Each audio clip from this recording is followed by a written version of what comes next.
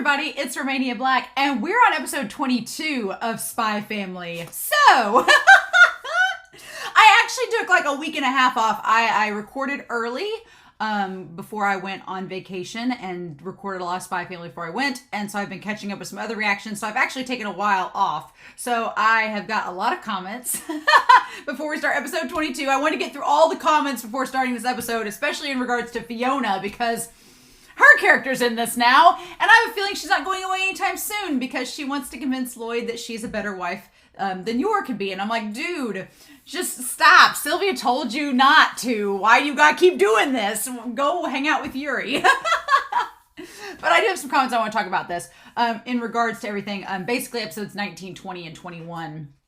Before diving into this episode. So I've got a couple comments. Some of these I'll say people's names twice because I got their comment from like episodes 19 and 20 and then their comment for episode 21. So Ashley Penn talks about in yours, the mini short that's in episode 19, it's actually anime original. There's actually a couple anime originals in these last couple episodes, which again, with this series, it's hard to tell what is filler and what's not. You can kind of guess at this point, but it is still really hard to tell, which I like. But apparently it's anime original, and it was the first in the entire series. Everything else up until episode 19 had been a bonus chapter or an extra. And I'm like, okay, so this was the first anime original. Nice. And then the other anime original one that we'll get is later on that we'll talk about. But Christopher Peterson said the brain-changing machine in episode 19 and 20 that Anya talks about in episode 20 could be referring to the experiments that happened to her, which is a little bit disturbing, but this show does kind of ride that line between like, oh, haha, funny, and that's kind of actually disturbing when you think about it. So yeah, that's interesting to note. I'm glad you brought that up. Sarah Linda added on to that saying that, you know, would Loid understand Yor and her profession? I like Sarah Linda pointed out. Would Loid understand Yor as an assassin? I kind of think that he would, because I think that if Loid knew she was doing a mission to help her country, I think he could kind of understand that. I think he might be like, oh, she's killing people. Oh, and kind of like I think he'd view her in a new light in light of that. But I think he would kind of understand her conviction, especially if she told him like what she's been internally monologuing this whole series, saying that she's doing things for the benefit of her country and to protect her people and her family. I think Loid could understand that and he could resonate with that. Now, whether we find out that her victims were truly innocent or not, that remains to be seen. But I think that he actually would understand it. I think that it also could be interesting because the hits that Yor is getting to go take care of could be connected to her brother and his work within the Secret Service there in Ostinia. So that would be interesting as well. And I wonder if we'll ever eventually get those storylines kind of interwoven and interconnecting. Don't spoil me, but it'll be curious going forward. Like, I'm sure they'll do a season 2 if we actually will get that or not. We'll see, right? So there's that to take care of. Alexander Q talked about how the school kids episode 19 helping the school clean up. That was a really neat thing. And I was like, yeah, because normally you think of like a prestigious academy that's like this posh place. You don't normally think of like the kids doing community service and picking up the playground. You think that they have someone do that for them or they have an expert custodial staff. So I thought that was really neat that the school actually makes them take part. It's like part of a leadership training, like, you know, to give them some sense of duty and some sense of honor and keeping their school clean. I thought that was really cool. I liked that too. Kind of Batuni talks about the other anime only was Anna's code that was at the end of episode 20. So episodes 19 and 20 had little anime only shorts that were not connected to the manga. So that's interesting. Interesting indeed. And I do agree that kind of Batuni was talking about how they kind of wish that the segment in episode 20 with the hospital was a little bit longer. I agree so too. I think that if they were going to do anime only content, maybe they could have added it to the actual content with the hospital rather than make another short. But the code thing was cute for the Damien and Anya banter, so I'll take it.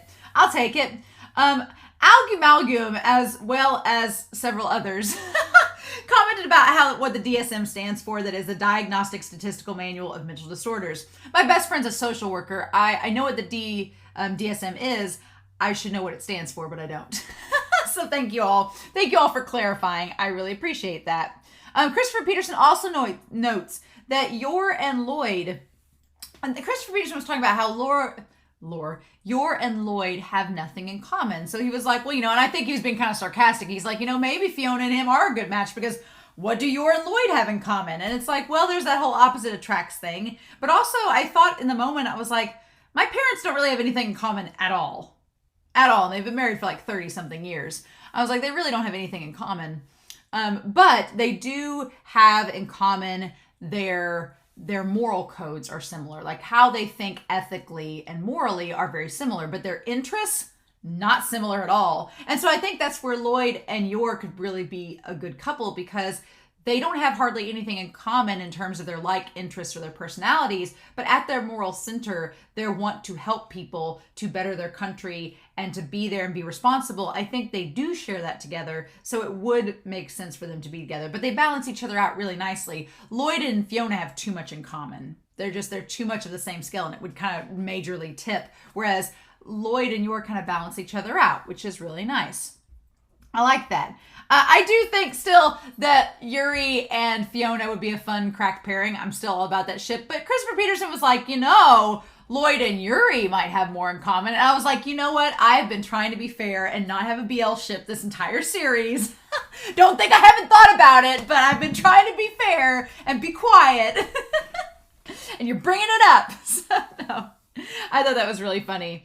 Ashley Penn talks about how Loid does know a lot about psychology and about Anya and how he could actually, with the sandbox, he could actually end up doing something with psychology if he ever retires from spy life. And I think that would be something like would be the epilogue of this series when the manga is completely finished. Like if I had to peg what Loid would do like as a real job if the spy business was over, I think being a psychologist and helping like veterans with mental health would be really good. I think he'd be great at it.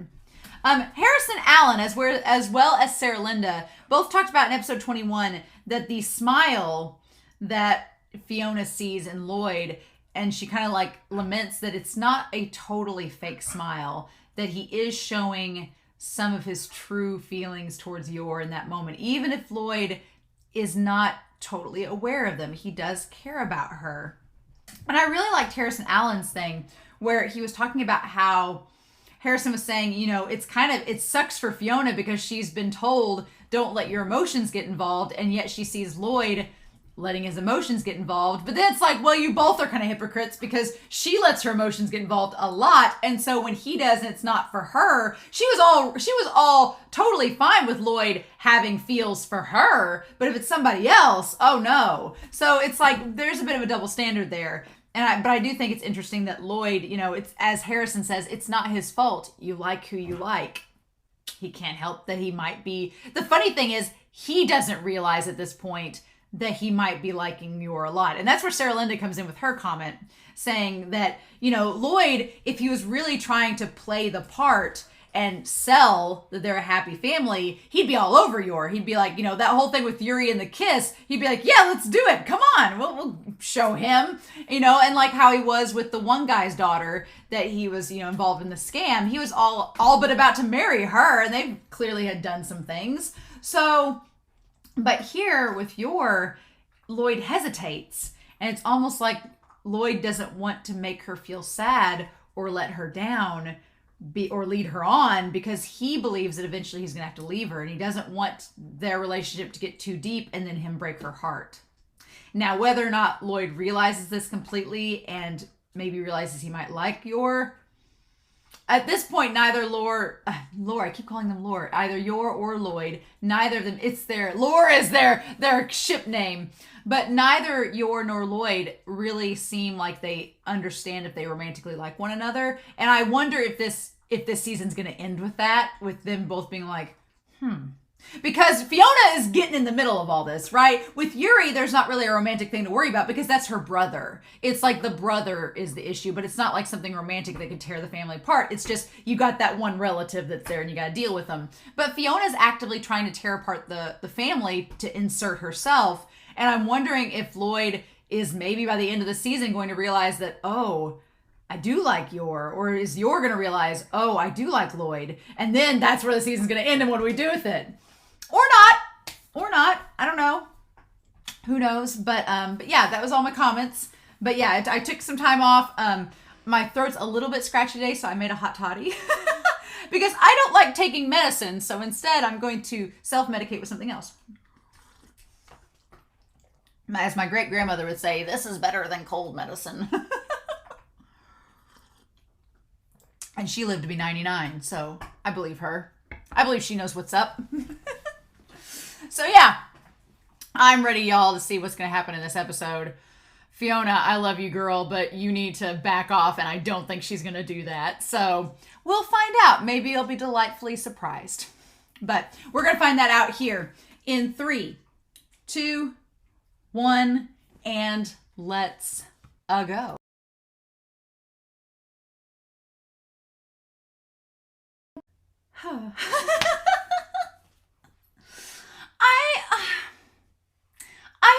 I feel bad for Fiona. I do. Because I don't blame her. I don't blame her. When she says there at the end that her respect turned into romantic feelings, you can't blame her, and it doesn't help that Loid's so freaking hot and so like chivalrous and does all these great things. I don't blame her, but I'm like, girl, this episode has definitely proven that he has no feelings for her. None. He sees her as a colleague, and that's it. And it's like, girl, you don't even realize. I'm like, she thinks that she can woo him over. And I'm like, you can't control who loves you. That's the problem. That's the problem. You can't control how people feel about you. And even if you, I was like, I feel for Fiona because I've been there. There was someone that I liked once, and I tried everything to like get in their good graces. Like I went above and beyond, and I did stuff that I didn't even want to do because I was trying to get them to like me. I was like going and getting things for them, like picking up and taking them places and being nice. But you know, it was all as well as with the intent of, hey, I'm being really nice and stuff. You guys want to hang out maybe while we're here? And it didn't work. It did not pan out. No, it was like that person was like, yeah, we're friends, but I don't feel that way. And it's a hard heartbreak to deal with when you have feelings for someone and they are not reciprocated, and there's nothing you can do about it. You can't make someone love you. That's the problem, right? And it's really hard to get over that and move on from that. And so I feel for Fiona. I do, but I'm like, the thing that's the craziest part about all of this is that Yor doesn't even really, Loid and Yor, they don't realize that maybe they're catching feelings for each other. And I think that you could argue that throughout the series, they've slowly been kind of developing feelings for one another, but they don't really even realize it, right? And Fiona sees it. She sees it from an outsider perspective. She's like, oh, these two are liking each other.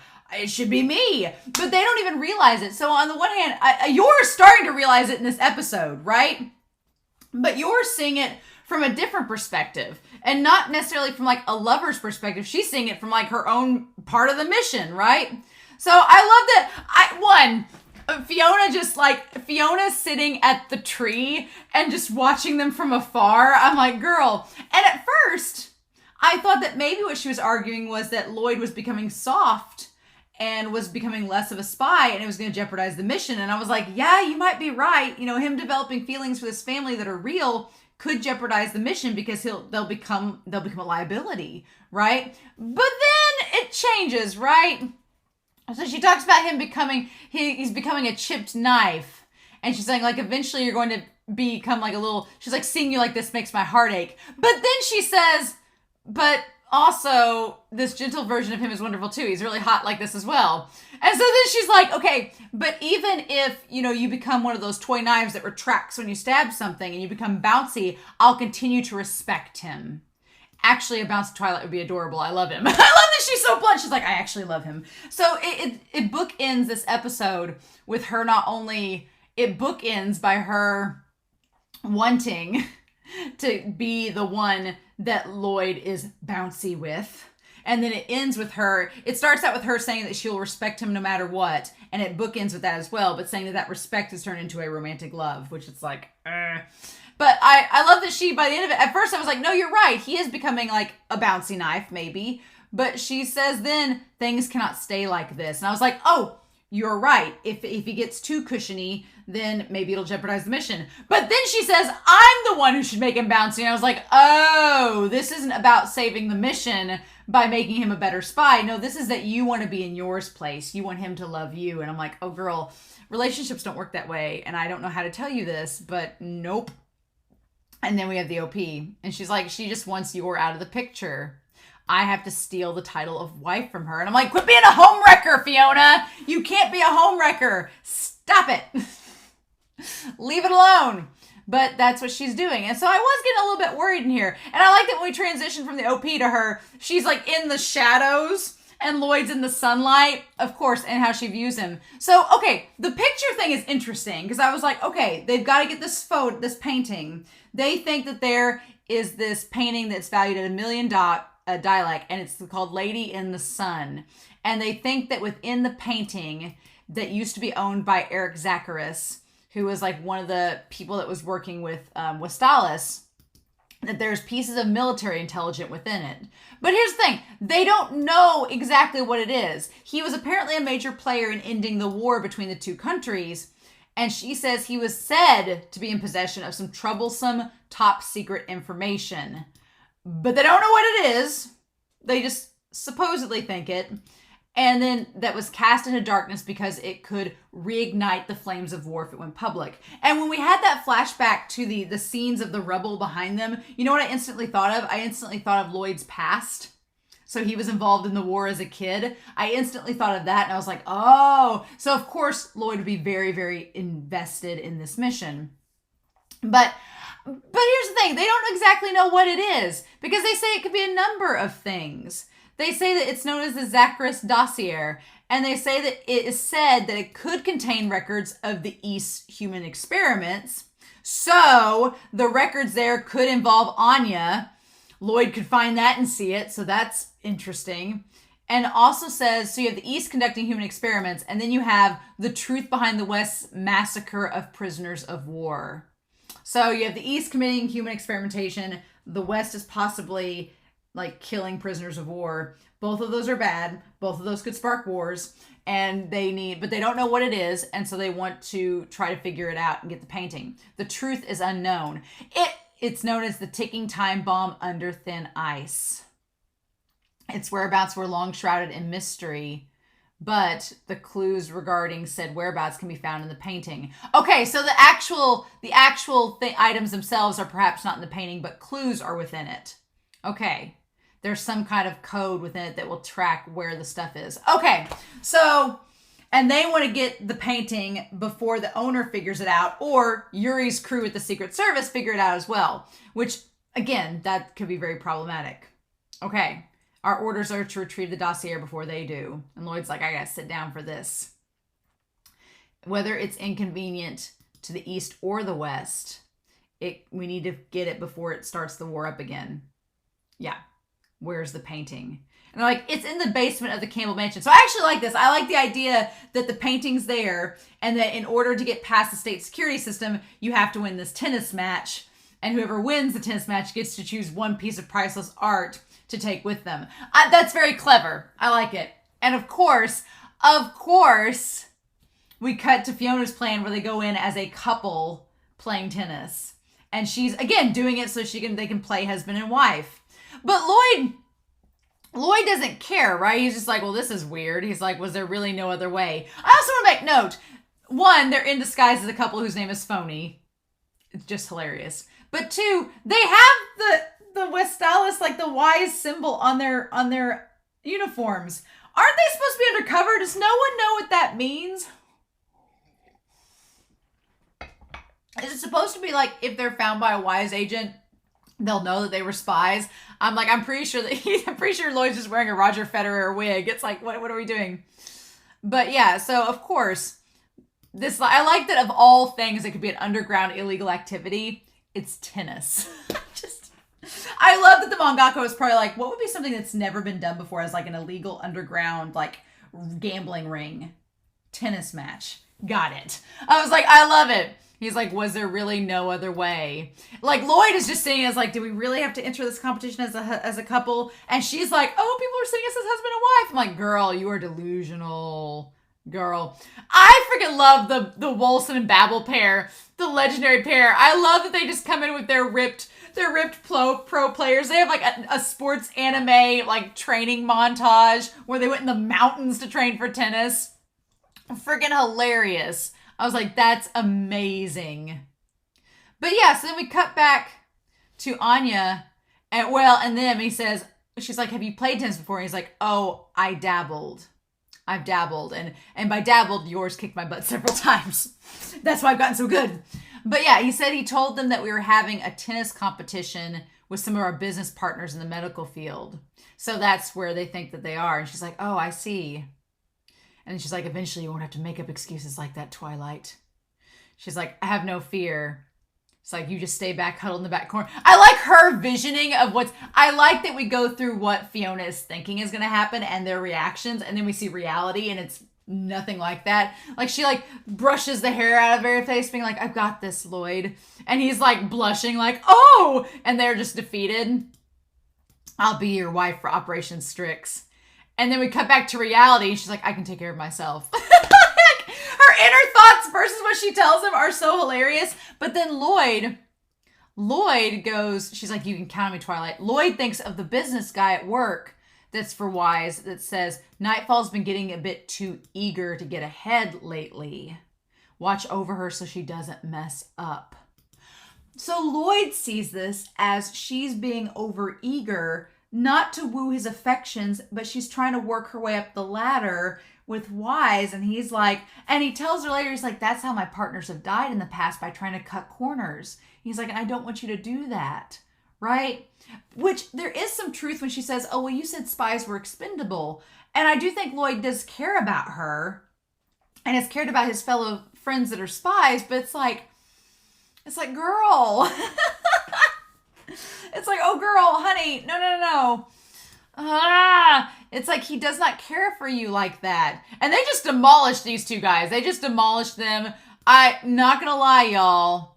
Am I upset that Loid's wearing short shorts and that they're animating his very toned thighs for this montage? I am not sad. I am not sad at all. We have not gotten much Loid fan service in this series, so you better believe that I'm going to be okay with this. And he's just sitting there like with the thing. Not sad at all. Not at all. I do like that it seems that Fiona, Nightfall, she like dyed her eyelashes to match her hair, which is great. She's like, you've redefined dabbled. I love you. I love that she said I love you after everything. It's like, oh my God. Fiona.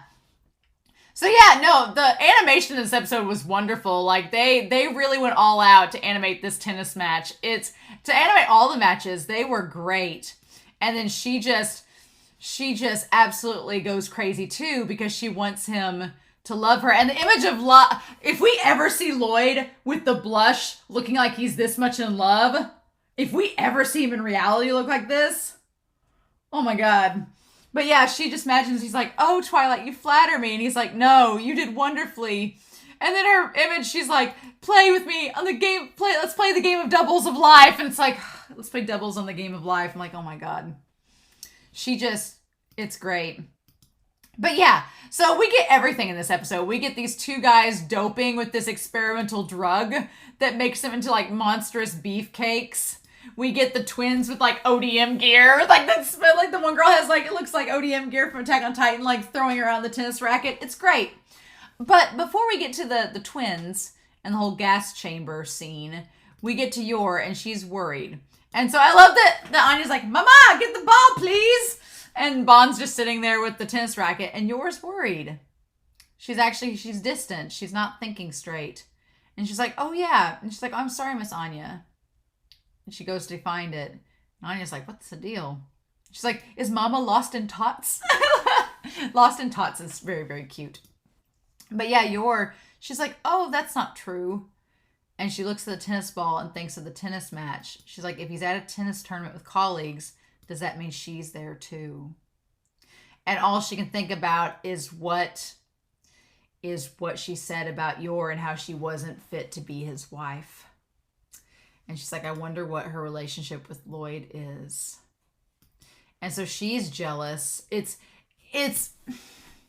It's funny because she's kind of jealous of what... It's not even that she's jealous of Fiona, honestly. Fiona's very jealous of Yor because she wants Yor's place by Loid's side as his wife in this operation. So she's jealous of Yor. But Yor isn't jealous of Fiona. No. She says, she's like, I wonder what her relationship to Loid is. She's afraid that Fiona's going to try to... she's afraid that Loid's going to actually fall in love with Fiona.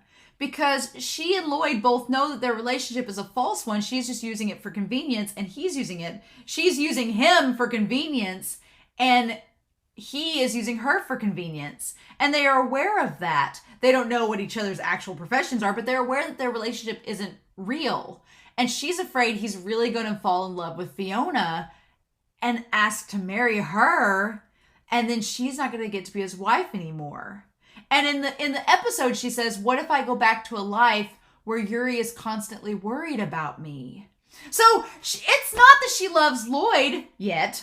Like, she's not admitted that yet or realized those feelings yet. She's just worried about the fact that if he falls in love with Fiona for real and asks to marry her, that Yor's going to be put out. And she's like, then I've got to go to worry my brother again. That I feel so bad for Yor because Yor's not thinking with jealousy or anything. She's just afraid she's going to inconvenience Loid if he falls in love with Fiona. So my prediction is eventually Yor is going to ask Loid. She's like, but do you love Fiona? Because I don't want to get in the way of you guys, having a relationship. And Fiona's going to be like, this is our chance. Get Yor out of the picture so I can be your wife. And I feel like Loid's going to say, no, I don't love you, Fiona. I want Yor to stay as my wife.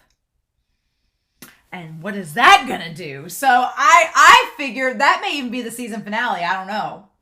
We've got 23, 24, and 25 left. We've got 3 episodes left. I wonder if it's gonna come to a head where Yor is gonna wonder if she needs to leave so that he can be with Fiona if she thinks that he loves her. And Loid's gonna tell her, no, I don't love Fiona. I want to stay with you. If that's gonna be the crux of it. And if that's going to start something, I don't know, but that's where I'm thinking it could be going. But yeah, that's what Yor's worried about. And meanwhile, Anya's like, oh, the ball. Can I have the ball? And Yor for a split second says, well, if that could happen, maybe I should take care of her. And for a split second, Anya's like, oh, shit, she's going to kill Fiona. She could. And then she says, no. She's like, don't think of that. She's like, you'll be punished for thinking such thoughts, Yor. I love Yor's little dance where she's like, don't kill her. Because, yeah, I'm like, Yor is an assassin. Fiona, you have no clue who you're dealing with. She could kill you. But then she's like, oh, no. She's not a mean person. And Anya's like, my mom could kill this woman. It's ridiculous. And she's like, you'll be punished for thinking such thoughts, Yor. And then Anya's like, look, Loid doesn't like her like that. It's fine. And I love that Anya pats. She's like, don't worry, Mama. It's okay. And she's like, oh, what would I be worried about? Does she know what I'm thinking? And Anya's like, oh, shit. No, I'm like, Papa's going to win the prize. That's it. Yeah. So Yor has come closer to figuring out that Anya's a psychic than Loid has. Let's just put that fact out here. Yor's been the only one that has acknowledged that Anya could be thinking what she's thinking because Yor has a big imagination. Of course she'd think that. Yor's been the only one to get close to those thoughts. Just putting it out there. Loid, it's still like, whew, no chance. That's not something that could be real or true. And she's like, oh. And she's like, oh, that's what you mean. Oh, of course. Yeah, you're right. Loid is capable of anything after all. Like she has such faith in him. He'll take care of the opponent with a kapow. Yeah, and then they don't even show us the match between the beefed out twins. They just to show the beefed out twins making fun of Loid. And the moment they said that I bet Loid doesn't know what it's like to have a hard life, I was like, oh honey, you don't even know. And I love that Fiona basically had the exact same reaction. She was like cracking her knuckles like, all right, and then takes him out. But Loid brings up the point that she's hurt her hand. He's like, you're trying too hard. You need to take it easy. So we get I want to see if there's anything about the bracket as we go through it, right? So we have D-Box and E-Jugo, and they got beat by C-Bork and A-Boric, and then they faced the phonies, the Boricks, right? And they beat Wilson. So then we had Shia Pirelli, Salvatore Pudiluva, Esleben. We had Muchli, Page, Campaign, Gerritsen. We have Beckles and Pearson. So, like, I don't know if there are any names that make any sense. But they make it to finals, and then they go there where the gas is being filtered into the room that they had to sit in. As soon as they went in that room, I was like, I wonder if something's going to happen to them. I wonder if something's going to happen with them in that room. And then it does. And we find out the twins, the brother and sister, Carol and Kim, Kim's the boy, have been training, and they have the same, like, hair thing that their dad has. It's great. And he's like, we have to be on our guard. And he notices her hand, and when he grabs it, she, of course, thinks, she's like, Twilight. She's like, what, here, now, already? Really? I've done so much for you? And it's like, no. She's like, I'm not ready yet. I'm like, girl. And I like as she's doing it, she's like, just like thinking about all the things that could happen. And he's like, stop pushing yourself. Your hand's torn up. And so Loid does think about her. He's like, our opponents won't be that easy. I don't blame you for panicking, but take it easy. He's like, a spy is over the moment they lose their cool. And she's like, let's hurry and finish the mission. And then she sees how serious, and the look on his face when she says, let's hurry and finish this mission. The look on his face is like, no, he looks so sincere. He says, I've seen many allies die for that exact reason. They hurried and they made errors, and we can't do that. So that explains a lot. That explains why he's okay with taking his time with this mission, because if you rush through it, somebody could get hurt. But in this case, I mean, it's a lot more complicated than that, because Yor and Anya are involved. And so I like that she's like, oh, well, this isn't fair. She's like, spies are finished once they lose their cool. I've told you that countless times. Like, he's like, you need to be calm and patient, right? And so she's like, well, you're setting a double standard, you know? And she just kind of looks at him and like holds her hand and looks away. She's like, fine. And then she says, Twilight, you used to say that us spies are disposable. Which, that, just because they're disposable doesn't mean he doesn't care about you. So yeah, what he means by disposable is like, yeah, they're just a cog in a machine. If something happens to them, the machine will still go on. They're not any more special than any other spy. But that doesn't change the fact that he cares about her and cares about his fellow colleagues and doesn't want them to die. Like, that doesn't change, right? So... and yet she's like, and yet he's worried about me. I'm like, girl, he's worried about you platonically. I like Fiona's character a lot, and I want her to stick around, but I'm like, girl, you've got to realize you have no chance. Like, that is, no, you have as much chance with Loid as Yuri has with Yor, which is 0. So you guys just need to meet and get together. I will go down with my crack ship. Until they meet, until we see how it actually would go, I will go down with it. She's like, you're not playing fair at all. And she just loves him. I love you, I love you, I love you. I'm like, girl, oh my God. And I like that Loid, she's sitting there like she's so yandere in love, and Loid thinks that she's shooting daggers at him. And he's like, oh, did she doubt my methods that much? And it's like, no, Loid, you don't understand. No, that's the exact opposite. I'm like, oh, honey. That's why they would not work as a couple, because she would be thinking that she was so in love with him, and he'd be thinking she's trying to kill him. It would never work. She's like, I pulled my hand away. And she's like, I'm so stupid. I can still, the warmth still stings a little. And that's when she realizes that the stinging, because the gas is going through and hitting the open wounds in her palm. So in the end, it's probably a good thing that she noticed that. It's a good thing she noticed the gas. It's probably a good thing she overdid it in the long run, because it helped them to sense the gas and then realize to stop breathing it. And she's like, don't tell me. And he's like, hold your breath and close your eyes. It's colorless and odorless. Yep. And so I love that they communicate with the knocking and the tapping. I love it.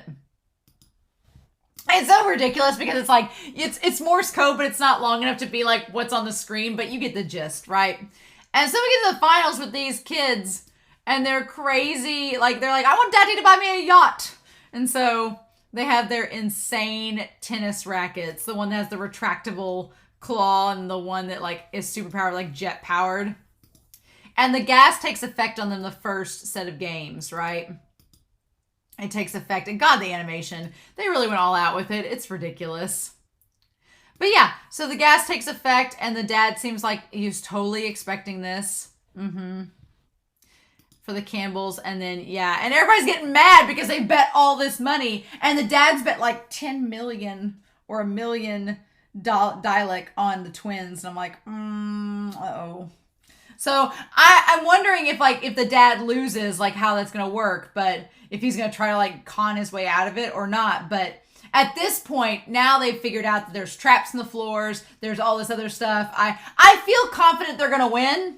I feel confident they're going to win because they need to for the mission. And this seems like a really rather important mission. I feel like they're going to win, but I wonder if they get the painting if there's nothing in it of importance. And it was all just hearsay.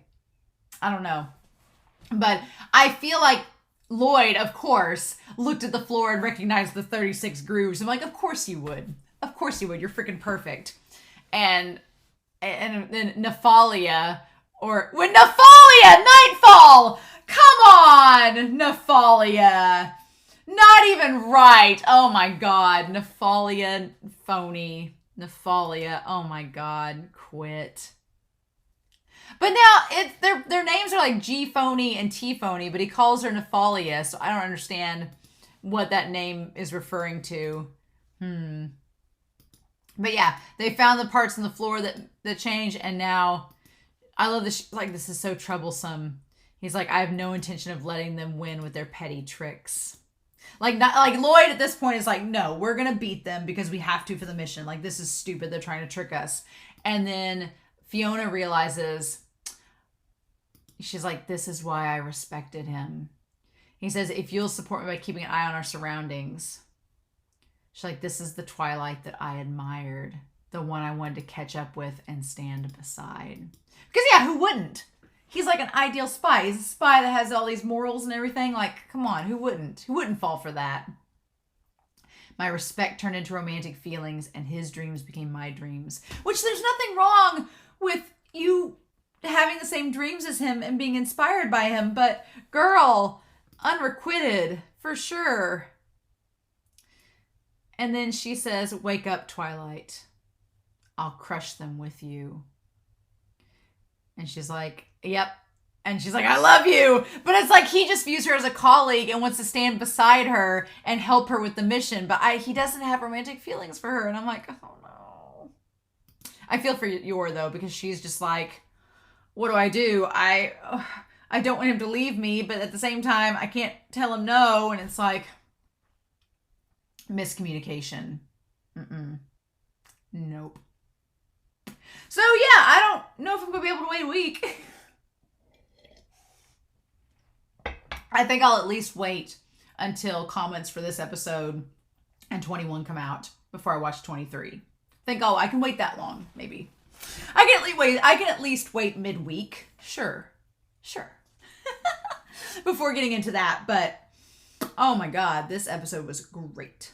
I really loved this episode. It was really funny. And I like Fiona's character a lot. I just need her to realize that she's not going to romantically be involved with Twilight.